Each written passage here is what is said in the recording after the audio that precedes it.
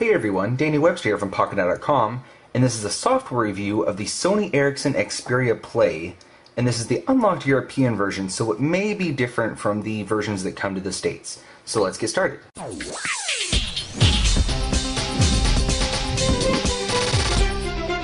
So the Xperia Play is running Android 2.3 along with the Sony Ericsson user interface that includes the timeline.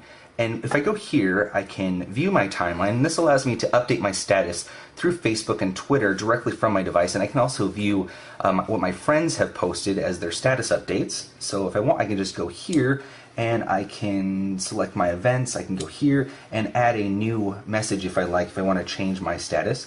I'll just go back home. If we slide to the right, we get the media player, which of course all these widgets can be rearranged to the exact way that you want them to be arranged. So I have some photos here, so I can view a photo if I like that I took on the device. The camera does not work too great, and I'll show you that in just a few minutes. And we can also listen to some of the media here. I have a song that I started playing, and the speakers for this device are phenomenal.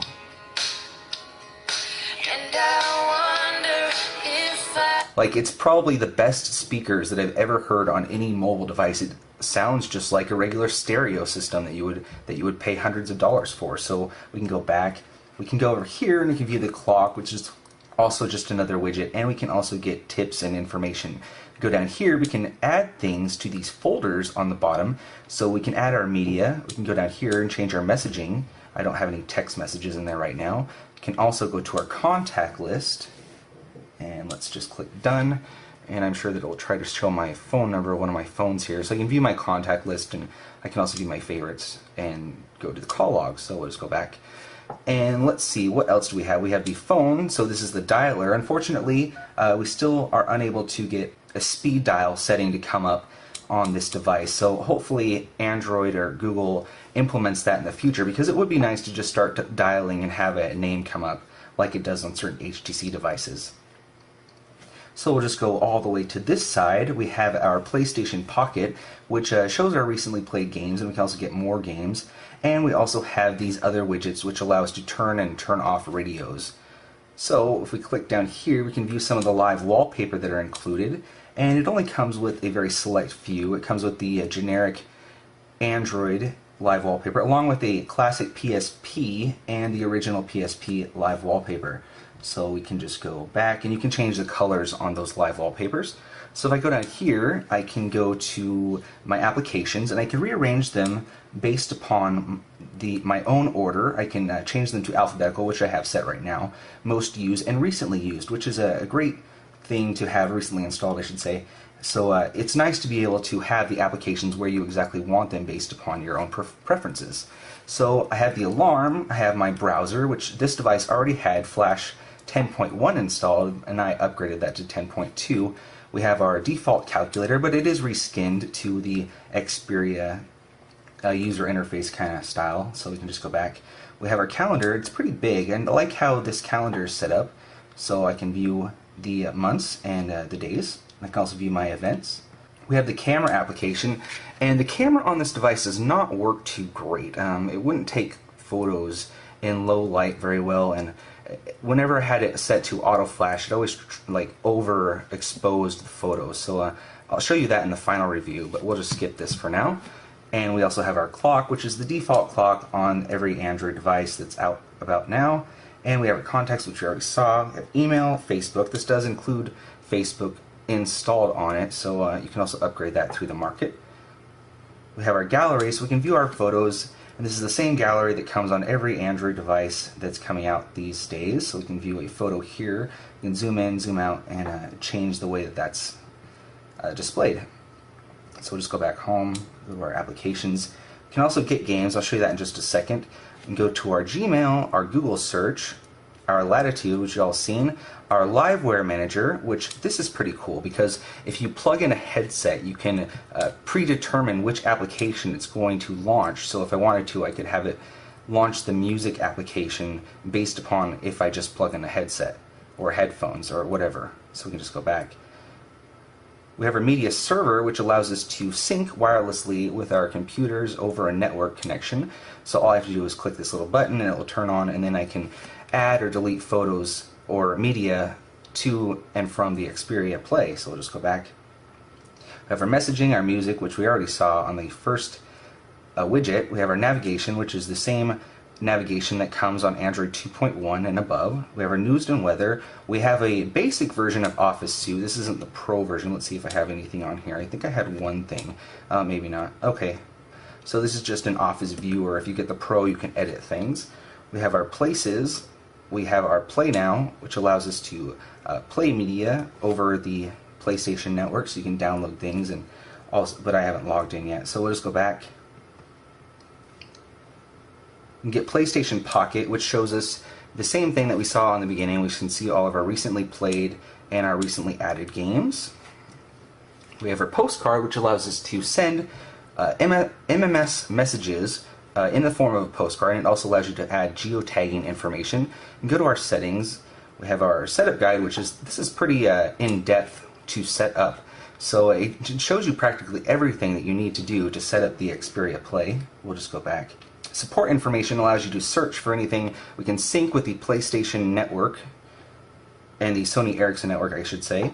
We have Google Talk, which is a basic Android application that allows you to forward phone calls to and from your device. We have a few more games, and the Timescape we've already seen. Track ID, which allows you to, it's kind of like Shazam. You can record audio, and then it will listen to it, and then it will show you exactly what artist and track and album that is coming from.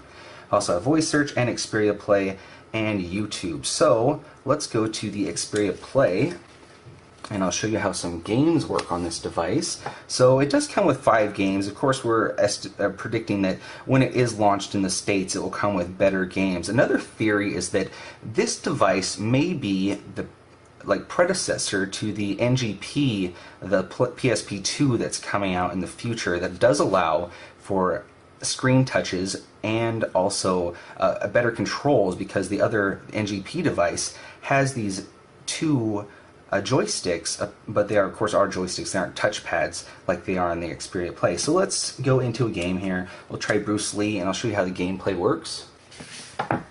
Okay, so we can either select through the menus on our D-pad here, or we can also use the on-screen. So let's just choose yes. We'll touch the screen, and let's see here. Just go to play.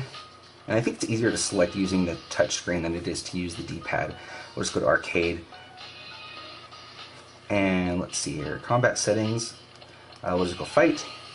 And now we can begin playing this game, and it's a pretty simple fighting game. Okay, so the video graphics are really good. The rendering is excellent. It's far superior to the PSP. And let's see how we can try fighting this guy. Of course, I haven't played this too much, so we'll see. And the gameplay works really well. The buttons are accurate and precise. So let's see here. Continue playing, and let's just try a different game. So another cool feature is you can just slide out the gamepad, and then it will bring up your Xperia Play. You can change that in the settings by going here and change it to if you want it to activate or not. So Crash Bandicoot is a PS1 game that's been ported over to the Xperia Play, so we don't really need to see that. This is a pretty neat game. I don't think it's available on the PSP, at least I haven't found it. It might be available on a UMD disc, so we'll see how this game works. And this game does utilize the touchpads down below, so we can steer and all that other great stuff. Let's see if we can bypass all this. Okay, so we can either play with the touchpads down below, so we can steer with the touchpads, and they're pretty responsive. They're not the best. Let's see here. I think it's a little bit easier to use the D-pad while steering this vehicle. So let's just go up and down. Now we want to attack something, so let's see here. I'm going to continue, and if I want, I can shoot something over here. And the game continues on like this, and you have to beat various missions through the campaign. So we'll just go to another game. Okay, so here we are on The Sims 3, and for this game we need to use both the touchscreen and the device controller. So let's go here. Let's say when I want to move my guy, I want to select some place outside. I'll have him move around. I can also use one of the buttons to have the camera pan towards him. I can move the camera around with the touchpad, and I can also use the directional pad to move it around. If I want to change the view, I can do that just by going here, and I can change the view using the touchpad. This touchpad doesn't really do much for any of the games except for that Star Battalion game. So we'll just go back home.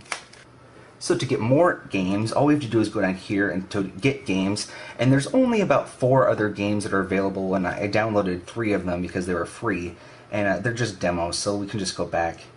So if we go to the settings, we can go to About Information and view that the device is running at Android 2.3.2, which is a little bit older than the version that was released for the Nexus 1 and the Nexus S. You can also go back. One thing that is missing from this Xperia Play is the ability to turn off the automatic light sensor. So if I go down here, I can change the brightness, but I can't turn off the automatic light sensor. Even if I go home and go over here, I can still change the brightness, but it doesn't turn it off. Like any time that I move the device in a various angle, I don't know if you can see that, but the brightness is changing so frequently that it becomes rather irritating. We can also go down here to the settings, and this particular unlocked device does have Wi-Fi hotspots available that you can use over your 3G connection. Unfortunately, in the United States, we do not have a 3G capable 900, 2100 bands. Okay, so one final thing that we'll do is we're going to run a quadrant standard benchmark test, and we'll just let this load. So let's run the full benchmark, and I'll be right back, and we'll see how it compares to some other devices. Okay, so the Xperia Play got a 1584 on the quadrant standard test, so that's much faster than a Nexus 1 running Android 2.2. So this has been the software review of the Sony Ericsson Xperia Play, and if you like our videos, make sure you give us a thumbs up, and also leave some comments down below. In case you missed it, you can check out the hardware tour and the unboxing, and you can also stay up to date on the US release of the Xperia Play by subscribing to our YouTube channel or following us on our website, pocketnow.com. Thanks for watching.